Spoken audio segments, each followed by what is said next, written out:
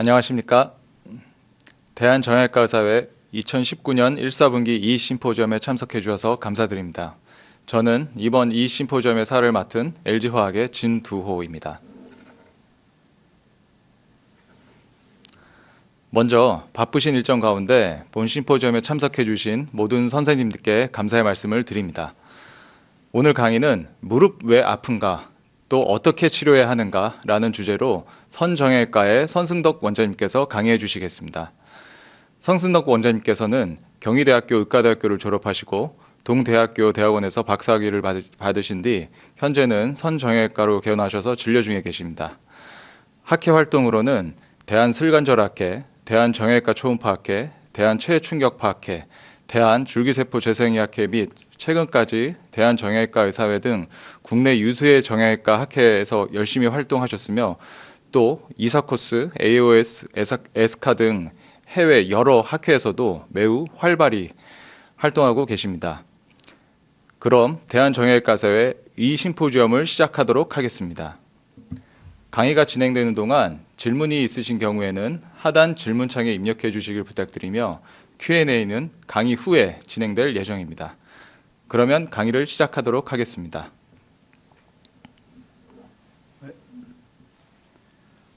안녕하십니까. 선정외과의 선승덕입니다. 이렇게 만나 뵙게 돼서 반갑습니다. 오늘 주제는 저희가 외래에서 제일 많이 보는 환자들이죠. 무릎 통증 환자들. 근데 사실 우리가 왜 아픈지, 어떻게 우리가 치료를 해야 되는지 저희 1차 진료 기간의 관점으로 말씀드리도록 하겠습니다. 그래서 오늘 제가 말씀드릴 거는 무릎이 왜 아픈가에 대해서 조금 고민을 해보고요. 같이 이제 그에 대해서 여러 가지 치료가 있는데 그 중에서도 저희가 외래에서 가장 잘 쓰는 주사 치료, 그 중에서도 히알루로닉 액시드 치료하고 그다음에 블락, 초음파 가이드 블락, 사페노스 너브 블락, 티비얼 너브 블락, 페로니얼 너브 블락에 대해서 말씀드리도록 하겠습니다. 무릎이 왜 아픈 것일까요? 사실 요거를 한번 진지하게 생각을 해야지 저희가 어떻게 어떤 단계에서 어떤 치료를 해야 될지를 생각할 수 있을 것 같아요. 그래서 일단은 무릎이 신경이 자극되니까 아프겠죠. 신경이 자극이 안 되면 안 아프죠. 우리가 레프로시라든지 샤코 조인트 때 신경 자체가 감각을 인지를 못하면 무릎이 안 아픕니다. 그리고 특히 이제 나이 많이 드신 분들 아주 심해지는데 어느 순간 통증이 없어져요. 그래서 아마 거의 신경의 센세이션이 없어져서 그런지 않을까 생각이 들고요. 왜 신경이 자극되는 것일까를 또 생각을 해봐야 됩니다. 신경이 자극되는 거는 염증 물질들이 많이 나와서 그렇죠. 무릎에서 붓거라든지 그 사이노비얼 하이퍼트로피라든지 사이노바이티스 때문에 염증 물질이 나와서 아플 수가 있고요. 그러면 왜 염증 물질들이 많이 나오는 것일까요? 또 근본적인 생각을 해보시면은 연골이 부서지는 거죠. 주로 연골이 부서지거나 뭐 인대 부서지는 건 일단은 제외를 하고요. 저희가 많이 보는 게 그 관절염 환자니까요. 나이가 들려서 또 연골이 잘 재생이 안 되는 경우도 있고요. 그러면 왜 연골이 부서지는 것일까에 대해서 또 근본적인 생각을 하게 되면은 일단은 트라우마가 많죠. 다쳐서. 그리고 나이 들수록 파괴되는 것보다는 생기는 것이 늦게 되고 또 하나는 메카니컬 엑시스, 그 엑시스 축이 안 맞은 경우에 내측으로 아니면 외측으로 힘이 많이 가기 때문에 그 연골이 부서지는 부위가 생기게 되겠습니다. 왜 파괴되는 것보다 생기는 것이 늦을까요? 여러 가지 원인이 있겠죠. 유전자. 그러니까 모든 분들이 나이 들어서 다 퇴행성 관절이 오는 게 아니죠. 어떤 분들은 오지만 어떤 분들은 안 오고 잘 살 수 있어요. 염증이 있는 분들, 기타, 노화 등이 이러한 걸 생기게 하는 것 같습니다. 그래서 저희가 이 각 단계에서 어떻게 치료를 할 수 있는 걸 생각을 해봐야 될 것 같습니다. 일단 무릎 통증 아까도 말씀드렸지만은 메카니컬 엑시스가 상당히 중요한 것 같아요. 저희가 외래를 보다 보면은 이 무릎이 바우루스돼 있거나 발구스돼 있으면 항상 한쪽이 많이 아파합니다. 그래서 엑시스 프로블럼이라든지 트라우마, 또 서브콘드랄 보니까 MRI를 찍어보면은 엑스레이는 괜찮은데 본 컨투전이라든지 있기 때문에 아파하는 경우도 있고요. 특히 또 오스테오포로시스가 더 잘 온다는 논문들도 많이 보고되고 있습니다. 두 번째는 이제 호메오스타시스, 우리가 카틸리티 신세시스하고 디스트럭션 하는데 젊은 친구들은 그 파괴되는 것보다 생기는 게 잘 생기기 때문에 별 이렇게 문제가 안 되는데 연세가 드심에 따라서 이 파괴되는 속도를 못 따라가요. 그래서 문제가 되는 경우가 있기 때문에 그런 걸 우리가 어떻게 치료를 해야 되는지, 그리고 또 다른 관점에서 이제 특별한 스페시픽한 인플라메이션 있죠. 류마티스, 가우트, 뭐 앵킬로징 같은 경우에 특별한 염증 때문에 오는 파괴되는 게 있고요. 그 중에서 가장 저는 항상 환자들이 오게 되면은 올소그램을 다 찍어요. 그래야지 저희가 초창기에 우리가 관절경 수술을 많이 해봤지만은 결과가 안 좋은 분은 제누 바룸이 있는 분들이 상당히 결과가 안 좋았습니다. 그래서 이 찍어 보시게 되면은 보면은 여기 벌써 조인트 스페이스 내로잉이 있죠. 그 카틸리지 연골이 많이 달아진 게 보이고, 벌써 이런 경우가 있으면은 얘가 문제가 있겠고, 이분은 간단한 관절경 수술로는 결과가 안 좋겠다라고 생각을 하셔야 됩니다. 저희는 보통 이런 경우에는 이제 그 오스테오토미를 같이 하고 얼라이먼트를 맞춰주고 줄기세포를 같이 해서 이렇게 많은 좋은 결과를 보이고 있는데, 사실 이 수술은 다 할 수는 있는 건 아니니까요. 저희가 이 수술 이외의 그 치료 방법을 오늘 말씀드리도록 하겠습니다. 그래서 아까도 말씀드렸지만은 연골이 얼마나 잘 재생이 되느냐, 그리고 얼마나 많이 부서져 나가느냐에 따라서 이 평형이 깨지는 경우에, 이게 보통 항상 이렇게 잘 생기는 게 많이 좋아져야지 그 연골염이 안 오게 되는데, 깨지는 게 더 많이 되는 경우에는 연골염이 많이 올 수가 있겠습니다. 그래서 그 페인, 왜 무릎에 페인이 오느냐에 대한 논문이 여러 편이 실렸는데요.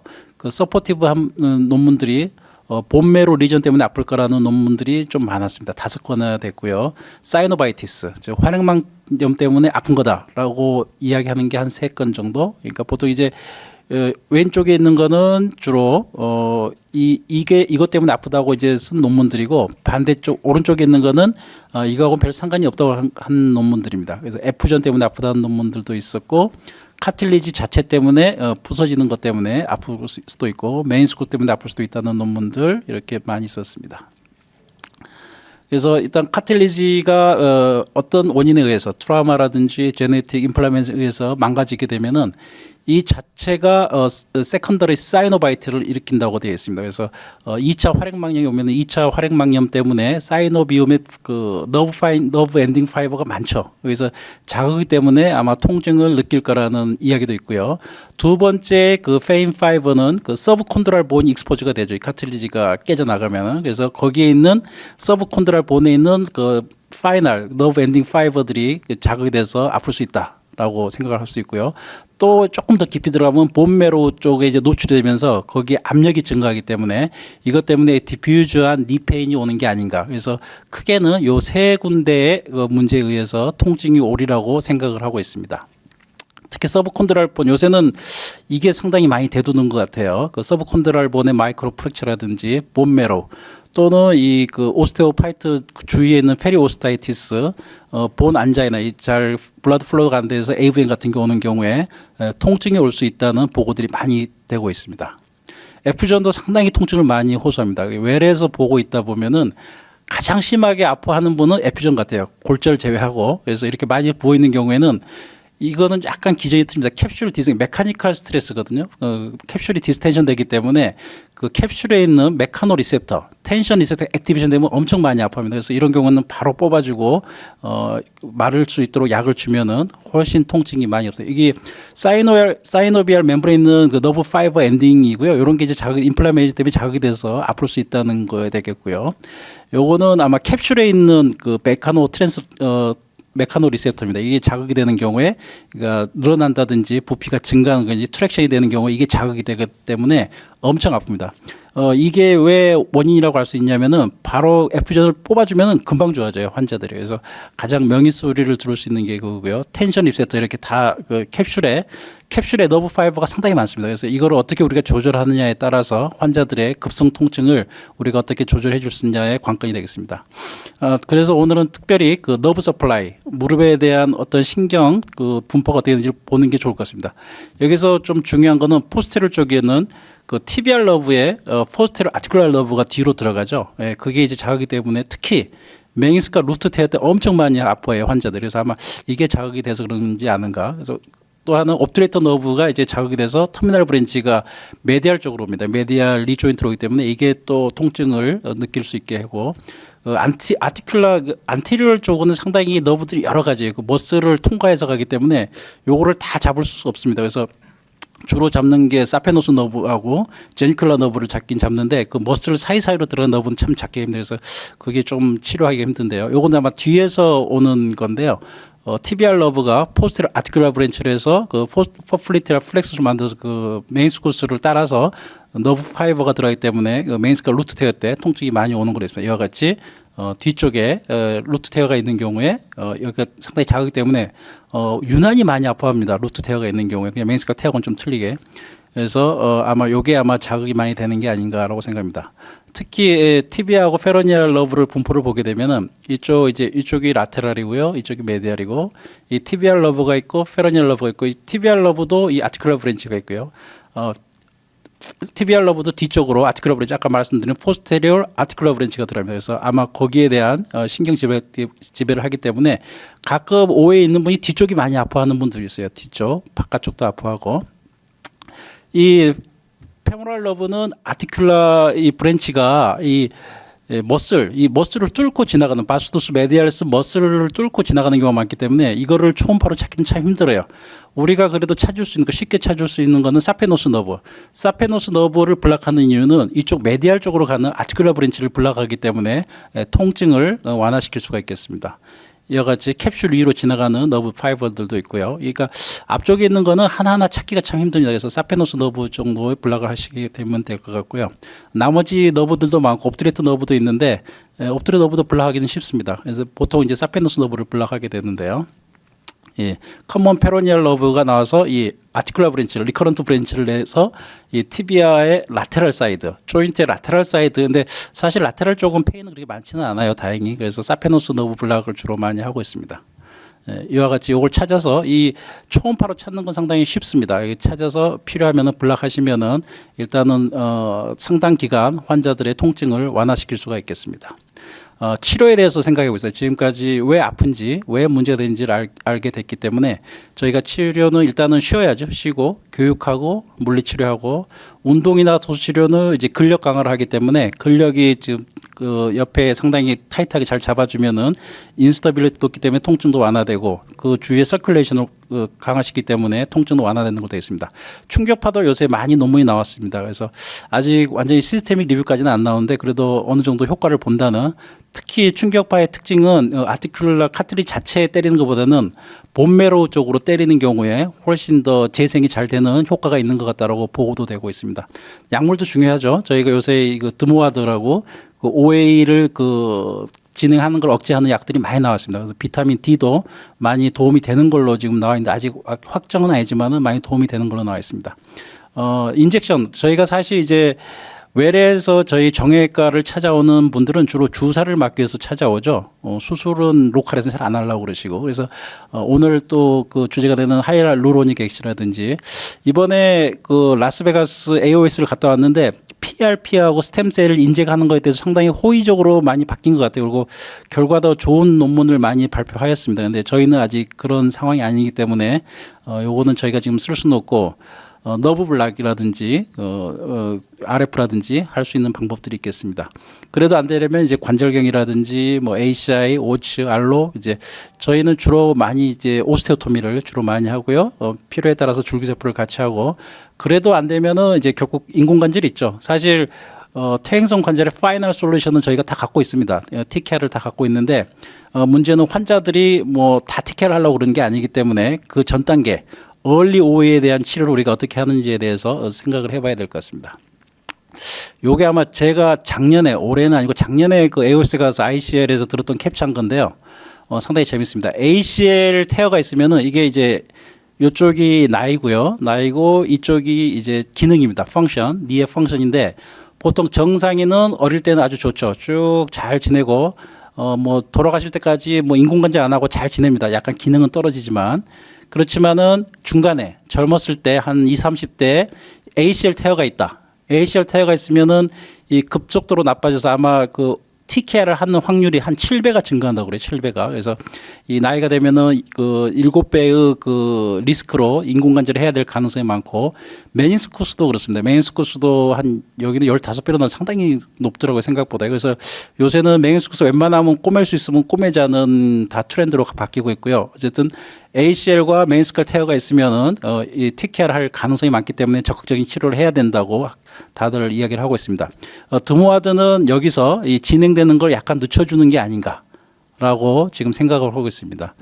그리고 저희가 지금 연구하고 있는 거는 그 진셀이라든지 제네틱 엔지니어링이라든지 아니면 스템셀을 써서 하는 경우 이렇게 가면은 가장 좋겠다. 이건 아이디어를 하는 겁니다. 아직 연구는 되고 있지만은 아직 그만한 정도의 효과를 보는 건 아직 안 만들어져 있습니다. 그래서 저희가 현실은 여기입니다.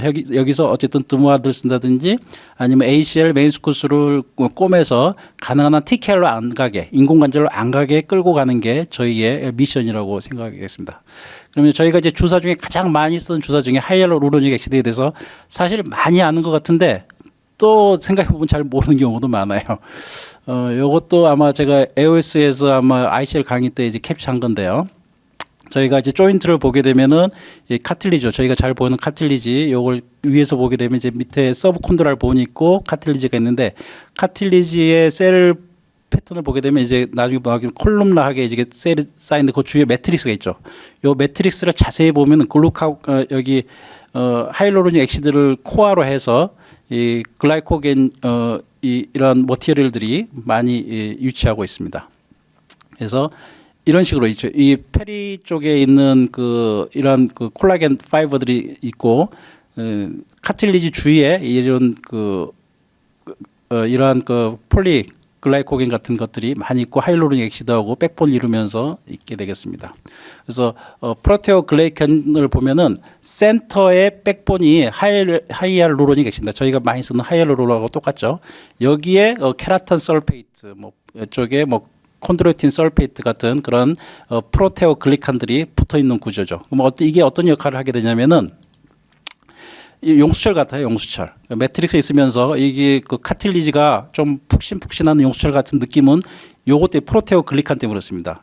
프로테오 글리칸이 눌리면 이렇게 쪼그라들었다가 다시 정상 상태로 누워 있으면 쫙 펴지기 때문에 압력을 잘 흡수하고 그러한 충격을 많이 흡수하는 기능을 하고 있겠습니다. 그래서 이러한 하이알루로닉 액시드는 그런 프로테오 글리칸을 만드는 그 백본 하이알루로닉 액시드를 서플라이하는 물질이 되겠습니다. 그래서 메커니즘에 대해서 많이 연구가 되어 있는데요. 대표적인 거는 이 하이알루로닉 액시드의 메커니즘은 콘드로 프로텍티브 이펙트가 이 아티클을 쓴대요. 한 64%가 이것 때문에 그렇다고 그러고 프로테오 글리칸, 글라이코스토믹 아미노글리칸 신테시스에 도움이 된다. 안티인플라메토리다 도움이 된다는 게 많이 있습니다. 그래서 하이알루로닉 액시드는 처음에는 요 수탉의 별이를 썼죠. 이쪽에 그걸 썼는데 문제는 이제 알러지라든지 그다음 퓨리피케이션 문제 때문에 이제 요새는 거의 안 퇴출됐고요. 세컨 제너레이션은 박테리아 퍼멘테이션으로 해서 이제 저희 제네틱으로 이제 만들어냈던 거고 요새는 이제 크로스 링크 이제 논문들이 주로 이제 하이 몰레큘러 웨이트 크로스 링크드 된 히알루로닉 액시드가 결과가 좋은 걸로 임상 결과가 좋은 걸로 나와 있습니다. 그래서 요새는 보통 이제 여러 번 쓰지는 않고 저 같은 경우에도 이제 멀리서 오는 분은 자주 오기 힘드니까 한 번 1회 제제를 많이 쓰고 있습니다. 그래서 엔세이드 사용을 많이 감소시켰고 특히 저희가 이제 스테로이드 쓰기를 상당히 꺼리잖아요. 스테로이드를 쓰는 것도 많이 감소시켰다고 논문 보고가 되어 있습니다. 그래서 일회용 제제가 있으시니까 혹시 필요하시면 쓰시면 될 것 같고요. 무릎 주사 방법입니다. 주사는 여러 가지 방법이 있습니다. 여기서 보통 논문에는 라테랄 쪽으로 보통 이제 라테랄 쪽으로 놓는 경우가 가장 서세스 레이트가 좋고 메디알 쪽으로 놓는 경우에는 조금 성공률이 떨어진다고 그렇습니다. 그래서 보통 이제 라테랄도 그냥 놓는 경우도 있고 이렇게 초음파를 보고 놓는 경우도 있습니다. 그래서 아마 여기에 초음파를 보고 놓는 경우에 이 오드 레이쇼, 그러니까 정확하게 들어갈 가능성이 훨씬 더 많다. 이 페이버, 가이디드 인젝션의 페이버, 그러니까 초음파를 보는 게 확실하게 좋긴 좀. 초음파는 이게 에퓨전이 많이 차는 경우에는 놓기가 쉽습니다. 에퓨전이 없는 경우에는 참 놓기가 힘들어요. 그래서 저희가 이제 보통 놓는 방법은 전번에 한번 제가 이거를 올렸었는데요. 이렇게 이제 보시면서 요 손으로 이 라테랄 쪽이죠. 이게 밀어내면은 여기에 조인트 스페이스가 좀 벌어집니다. 이 플루이드가 잘 보이죠 여기가. 그래서 여기에 있는 잘 본 상태에서 이쪽에서 인젝션 하게 되면은 에퓨전이 별로 없는 경우에도 상당히 주사 놓기가 편합니다. 이게 좀 동영상이 커서 그런지 조금 시간이 걸립니다. 그래서 핵심은 빠텔라를 라테랄 쪽으로 좀 밀어내면서 이쪽에 주사를 놓으면 되겠습니다. 보통 이제 메디알 쪽으로 놓는 방법이 있고 라테랄 쪽으로 놓는 방법인데 라테랄 쪽으로 놓는 게 상당히 정확성은 좋습니다. 그러다 이제 라테랄로 뭐 아직 논문에 나온 건 아닌데 라테랄로 놓게 되면 아무래도 이제 병변 부위 보통 이제 메디알 쪽이 병변 부위이기 때문에 멀리서 놓기 때문에 조금 효과가 좀 떨어지지 않을까라는 생각도 듭니다. 그래서 저희는 사실 이거는 과학적인 거 아닙니다. 이건 익스피리언스 베이스드인데요. 메디알 쪽으로 좀 놓습니다. 메디알 쪽으로 해서 안쪽에다 저희는 주로 이제 긴 바늘을 이용해서 이 안테로 메디알 쪽으로 인피리얼 쪽에서 좀 놓고 있습니다. 그래서 닦고 보통 이제 이 바늘이 좀 길죠. 바늘이 짧은 걸 넣으면은 저 페페드에 가기 때문에 통증이 심한 것 같아요. 근데 좀 긴 바늘 넣으면은 충분히 느낌이 옵니다. 그래서 카틸리지에 닿는 느낌이 오기 때문에 그 카틸리지에 오는 걸 닿는 걸 보고 저희는 메디알로 넣습니다. 근데 사실 저희 논문 나온 거로는 메디알은 정확성이 떨어진다고 나왔고 라테랄이 더 정확성이 좀 좋은 걸로 나와 있는데 저는 개인적으로는 아무래도 약을 그 병변 부위에 넣는 게 낫지 않을까 해서 메디알로 놓고 있습니다. 너브 블락입니다. 사페노스 너브는 보시다시피 보통 이 페모랄 아테리 위에 지나가고 이 살토리우스 밑으로 지나가죠. 살토리우스 밑에 이쪽을 보게 되겠습니다. 그래서 보통 보게 되면은 이쪽에 살토리우스 밑에 페모랄 너브와 요 사이에 이 사페노스 너브가 있기 때문에 여기에 이제 인터플레인 블락을 하는 것처럼 생각하시면 됩니다. 살토리우스 밑으로 이쪽에 서브 살토리아 플렉수스에 블락을 한다고 생각하시면 됩니다. 이와 같은 자세에서 이 페모랄 아테리가 있고 이 살토리우스 머슬이 있으면 이 사이에 주사를 놓는 걸 되겠습니다. 저희 병원에서 했던 건데요. 보통 이제 위에서부터 살토리우스 머슬을 찾고요. 쭉 내려오시면 나중에 그 초음파는 보여드리겠습니다. 그래서 밑으로 쭉 내려오면서 아마 메디알 쪽 요 정도 내려와서 여기에서 이제 살토리우스를 밑을 확인하고 저희는 여기를 닦습니다. 뭐 드래핑은 다 안 하고요. 뭐 지금까지 한 10년 했는데 인펙션은 안 생긴 것 같아요. 외래에서 바쁜데 뭐 드래핑 다 할 수는 없죠. 그래서 잘 닦고 여기 끝이 닿지 않도록 주사를 놔서 저는 여기는 트리암 0.5에 리도 1, 푸켄 1 정도 블락을 합니다. 그래서 그러면 한 몇 달간 좀 괜찮으세요. 그래서 심한 경우는 이렇게 주사 놔드리고 히로암 같이 놔드리고 있습니다.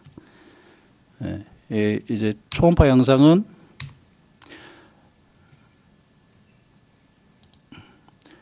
여기가 이제 도플러를 틀었을 때 그 페모랄 아테리죠. 위에 살토리 여기 상당히 프록시멀에서 본 거고요. 쭉 이게 쭉 내려옵니다. 쭉 내려오게 되면은 페모랄 아테리는 더 밑으로 처지고 여기 서브 살토리우스 밑을 이제 확인해서 여기에다 인젝션을 하는 거죠. 이쪽에다가. 그래서 아까 보셨던 것처럼 니 조인트 바로 위에서 인젝션을 하게 되겠습니다. 여기 보이죠? 여기 조금 더 지나가서 보고. 확인을 해서 지금 정확히 니들이 잡지도 않았는데 요 밑에 우리가 원하는 타켓에 인젝션을 하면 되겠습니다.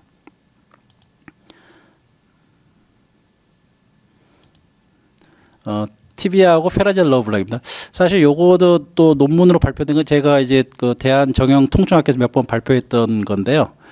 주로 많이 쓰는 인디케이션은 메니스컬 루트 테어 엄청 많이 아파했을 때 티비알 러브 블락을 주로 많이 합니다. 가끔 이제 라테랄 쪽으로 아파하는 분들도 있어요. 그러면 그 페로니얼 러브 블락을 하고요. 이때는 이제 주의하실 게 여기 리도케인, 푸케인을 쓰시면 안 돼요. 여기는 그 로컬 아네스를 쓰면은 환자가 풋드랍이 와서 못 걸었습니다. 그래서 여기 쓰는 경우는 주로 이제 저는 트리암 0.5에 그냥 노멀 셀라인 정도만 해도 많이 너브 자체가 상당히 편안해지는 것 같아요. 그래서 요거는 동영상을 보고 말씀드리겠습니다. 이쪽이 라테랄이고요. 이쪽이 메디알이고 이게 아마 티비아의 메디알 콘다일. 요게 바이셉스입니다. 바이셉스. 여기 좀 잘 안 보이시죠? 요게 이제 여기 너브 커먼 페로니얼 러브고요. 쭉 올라가요. 프록시말로 올라가면 요게 같이 만납니다. 여기서 티비알 러브가 이게 되는 거고요. 요 밑에가 이제 그 포플레이트 아트리가 있는 거죠. 조금 상당히 올라갔을 때. 그래서 요걸 먼저 아나토미를 아시면은 편합니다. 여기 이제 페로니얼 러브를 본 거고요.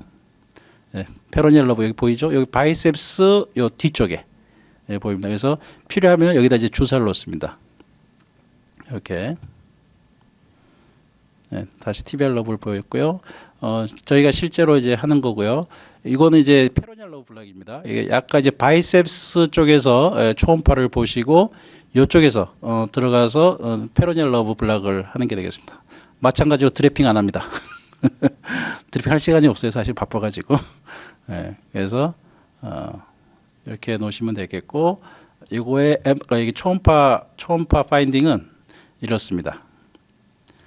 여기 이제 바이셉스 보이죠? 여기 보이죠? 여기 밑에 여기 너브거든요. 여기 너브에 탁 찔러서 너브 자체를 찌르면 안 되고요. 너브 주위에 인젝션을 하시면은 이쪽에 라테랄 쪽으로 가는 통증은 많이 없어집니다. 그래서 요거는 이제 티비알 러브 블락입니다. 티비알 러브도 똑같습니다. 이제 방향이 센터죠. 센터에 보고 가장 중요한 거는 먼저 포플리테럴 아테리를 찾고요. 똑같습니다. 드래핑 안 합니다. 잘 닦아서 주사를 놔드리면 될 것 같습니다. TBR 러브는 그 메인스카 루트 테어 때 상당히 효과 좋습니다. 한번 해보시면은 환자한테 상당히 만족을 하고요. 여기 보시면은 이 밑에를 잘 보셔야 되는데 여기에 이제 포플리테럴 아테리가 있거든요. 포플리테럴 아테리 위에 너브가 있습니다. 너브 아마 요거 같습니다. 요거. 그래서 그쪽에 방향을 잘 타서 여기가 포플리테럴 아테리네. 여기 포플리테럴 아테리 있고 여기 너브 잘 보이죠 이제? 요거에서 여기다 주사를 놓게 되면은 포스테리얼 그 포플리테알 아티큘라 브랜치가 블락이 되기 때문에 통증이 많이 없어집니다. 결론입니다. 무릎 통증은 메카니컬한 원인도 많고요. 호메오스타시스 변화, 특히 노화 현상에 하는 변화가 많기 때문에 그거에 대해서 잘 체크를 하셔서 어떤 게 메인인지를 아셔야 될 것 같고요. 트리트먼트 옵션은 약도 중요합니다. 저 같으면 비타민 D, 드모아드 또는 충격파도 필요하면 하고요. 도수치료 또 필요에 따라서는 그 인트라 아티큘라 콜티코스테로이드 상당히 효과 좋아요. 뭐 하다 안 되면 뭐 놓는 방법 자주는 아니지만은 놓으면 많이 도움이 되고요. 하이알루로닉 액시드는 하이 몰레큘러 웨이트 특히 크로스 링크된 게 이제 좋다고 나와 있고 이레지아전 사이노비안 같은 게 있을 수 있겠고요. 인젝션 메소드는 아티클에서는 라테랄 포탈이 훨씬 더 정확하다고 그러는데 제 개인적인 생각으로는 약 효과가 있으려면 메디알로 가야 되는 게 아니라 이거는 지금 제가 논문 작업 중입니다. 소노 가이드드 블락은 추천할 만한 게 우리 간단하게 할 수 있는 게 사페노스 너브 블락하고 TBR 페로니얼 너브 블락. 사페노스는 너브 블락 할 때는 리도케인이나 그 포케인을 써도 됩니다. 여기는 센소리 파이버만 있기 때문에요. 근데 티비아나 페로니얼 쪽은 노멀 셀 라인 쓰시는 게 좋습니다. 여기다가 이제 로컬 라인스를 쓰게 되면은 풋드랍에서 가다가 넘어지면은 상당히 문제가 될 수가 있겠습니다. 예, 감사합니다. 네, 원장님 훌륭한 강의 감사합니다. 예, 이것으로 강의를 마치고 이어서 Q&A가 진행되겠습니다. 워낙 강의가 훌륭하고 좋은 내용이 많이 나왔기 때문에 질문이 많이 있으실 것 같습니다. 예, 질문 있으신 분들께서는 하단의 질문창에 입력하여 주시기 바라겠습니다.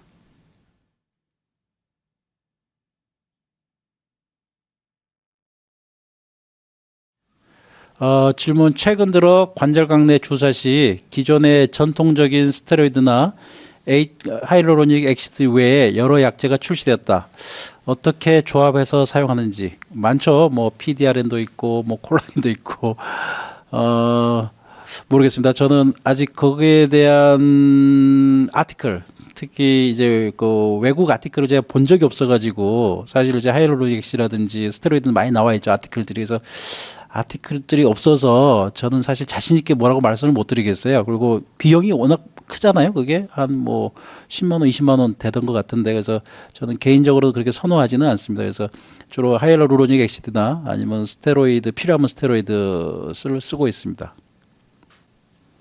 그래서 AOS나 그 여러 그 관절 학회에서 그 인트라 아티큘라의 스테로이드 인젝을 너무 무서워하지 마라. 뭐 3개월에 한 번씩 쓰면은 큰 문제 없고 워낙 효과가 좋기 때문에 쓰는 걸 추천하는 것 같습니다. 관절각 내 주사 시 환자의 포지션에 따라서 주사 시 정확성의 차이가 있는지, 인젝션 시 본인만의 노하우가 있다면, 그렇죠. 제가 아까 논문에서 언급했듯이 라테랄 쪽으로가 정확하게 돼 있어요. 그 슈페로 라테랄 쪽이 가장 정확한 걸로 지금 논문은 나와 있고요. 저는 이제 그렇지만 개인적으로는 메디알 쪽에 그러니까 라테랄 쪽의 원인인 경우에 그쪽에 놓으면 괜찮을 것 같은데 메디알 쪽의 원인인데 거기다 놔서는 갈 길이 멀잖아요. 하이로닉스 농도 차를 해더라도 놓는 부위에 농도 차가 크겠지. 멀리 가 농도 차가 안 크게 그래서 저는 메디알 쪽에 놓습니다. 그래서 제 노하우라면은 저희야 뭐 관절경을 많이 해서 그런지 메디알 쪽을 아까처럼 세워서 메디알 메디알 쪽에다 인젝션해서 저희가 보통 아스로스코피 포탈 놓습니다. 그래서 긴 짧은 주사를 놓으면은 이 무릎이 두꺼우신 분은 들어가지가 못해요. 그리고 결국은 페패드에 놓고 나오게 되는데 그걸 예방하기 위해서 저는 긴 주사를 씁니다. 긴 한 6cm, 7cm. 그래서 메디알 쪽을 쭉 넣다 보면은 카틸리지가 타치되는 느낌이 있어요. 끝에서. 그래서 좀 환자가 좀 아파하는데 그 타치되는 느낌에서 살짝 뒤로 빼서 놓으면은 거의 메디알이 정확히 들어가는 것 같아요. 뭐 제가 확인은 안 해봤지만은 환자들도 만족하시는 것 같고 그래서 그거는 본인의 취향에 따라서 놓으시면 될 것 같습니다.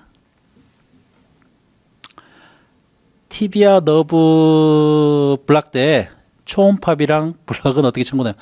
초음파는 아마 비급여일 거예요.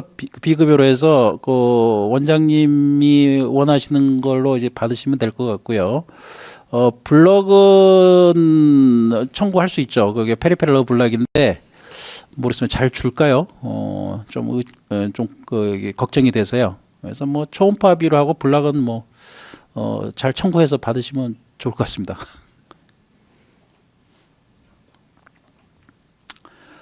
무릎 부종이 많은 환자한테도 시노비안을 부종이 많으면 조금 곤란한 것 같아요. 일단 부종 치료를 먼저 해야 되고요. 부종 치료에 가장 좋은 거는 이게 결국 사이노바이티스거든요. 사이노바이티스 때문에 저는 빼고 스테로이드 인젝을 바로 합니다. 그러면 보통 금방 좋아지거든요. 그래서 완전히 이제 드라이니가 된 다음에 시노비안을 주게 됩니다. 그래서 에피존 있는 상태에서 시노비안을 주게 되면은 에피존도 안 멈추고 더 자극이 될 수도 있기 때문에 이때는 드라이니로 만들어 놓고 시노비안을 주는 게 좋을 것 같습니다. 너브 블락 횟수랑 인터벌 기간은 어떻게 하시나요? 이제 제일 문제는 그러니까 만약에 로컬 아네스테스만 쓰면은 뭐 인터벌은 금방금방 할 수가 있죠. 근데 이제 스테로이드 쓰니까 스테로이드를 뭐 조금 써도 아무래도 이제 쿠싱이 올 수가 있죠. 그래서 보통은 2, 3주 간격으로 하고요. 근데 아주 심한 경우에는 뭐 1주 간격으로도 하긴 하는데 그때마다 당을 체크해 봐야 됩니다. 당을 체크해서 이게 당이 오르는지 안 오르는지 보시고 그래서 요새는 좀 재밌는 논문도 많아요. 뉴럴 프롤로세라피라고 그냥 덱스트로스만 놔줘도 너브가 상당히 안정이 되기 때문에 통증이 많이 없어진다는 것도 있어요. 그래서 뭐 스테로이드 쓰기가 꺼려 하시는 분은 저는 덱스트로스만 써보고 요새 써보고 있는데 그것도 어느 정도 환자들이 좀 만족을 하시는 것 같습니다. 캡슐 디스텐션 있을 때 빼주고 말려야 한다 하셨는데 말리는 트리트먼트 스테로이드죠. 스테로이드. 저는 트리암실론 하나 정도 하고 이제 리도케인을 좀 섞어서 같이 주면 일단 통증도 바로 가라앉고 상당히 잘 들어요. 사이노바이티스가 싹 없어지기 때문에. 근데 이제 또 몇 개월 있으면 또 재발할 수는 있는데 일단은 급성기는 많이 없어지고요. 그리고 환자한테 주의시키고 그다음에 이제 드모아드라든지 안티 인플라멘토를 주면은 뭐 크게 문제는 없는 것 같습니다. 사페노스 너브 블락과 티비알 너브 블락, 페로니알 너브 블락 사용 시 용량을 다시 한 번 더 알려주세요. 일단은 이제 사페노스 너브 블락은 저희가 모터가 없기 때문에 자유스럽습니다. 여기는 뭘 써도 되는데 저의 프로토콜은 트리암실론 0.5, 그다음에 리도케인 1cc, 푸케인 1cc. 그래서 보통 이제 저희가 약물 작용하면은 보통 한 뭐 6, 7시간이면 다시 아플 것 같은데 그렇지 않아요. 생각보다 꽤 갑니다. 오래 가는 분은 한 두세 달 가는 것 같고요. 뭐 오래 못 가는 분은 또 뭐 한 며칠 있으면 또 아파하는데 이제 문제는 이제 그렇게 해서 사페노스 너브 블락이 효과가 있다 그러면 RF를 할 수 있거든요. 라디오 프리퀀시를 할 수가 있기 때문에 그걸로 할 수 있고 티비알 너브와 페로니알 너브는 모터 너브가 있어요. 앵클 도시플렉션 모터 너브가 있기 때문에 여기는 가능한 리도케인이나 푸케인 저도 초창기에는 좀 빨리 낫게 하려고 썼는데 걸어가다가 넘어지는 분이 있어요. 발이 걸려서. 그래서 여기는 저는 트리암실론 0.5에 그다음에 노말 셀라인 3cc 정도로만 쓰고 있습니다. 예. 예, 감사합니다. 이렇게 들어주셔서 감사하고요. 또 기회가 돼 있으면 또 좋은 주제로 또 찾아뵙도록 하겠습니다. 예, 감사합니다. 예, 더 이상 질문이 없으시면 이것으로 19년도 1사분기 대한정형외과의사회 이 심포지엄을 마무리하도록 하겠습니다. 끝까지 경청해 주신 선생님께 감사드리며 유익한 강의를 해주신 성승덕 원장님께도 다시 한번 감사의 말씀을 드립니다. 예, 감사합니다. 오늘 강의가 선생님들의 진료에 도움을 드릴 수 있는 뜻깊은 자리가 되었기를 바라겠습니다. 아울러 이번 강의 영상은 일주 후 대한정형외과의사회 홈페이지의 학술 정보란에 게시될 예정이오니 많은 시청 부탁드리겠습니다. 끝으로 저희 LG화학 생명과학사업본부는 비모보, 시노비안 등 관절염 치료제의 해당 약제군에서 퍼스트 오리지널 신약으로 선생님들을 찾아뵙고 있습니다. 앞으로도 더욱 업데이트된 학술 자료와 차별화된 제품으로 선생님들의 진료에 도움을 드릴 수 있는 솔루션 파트너가 되도록 노력하겠습니다. 경청해 주셔서 감사합니다. 남은 하루도 좋은 하루 되시길 바라겠습니다. 안녕히 계십시오.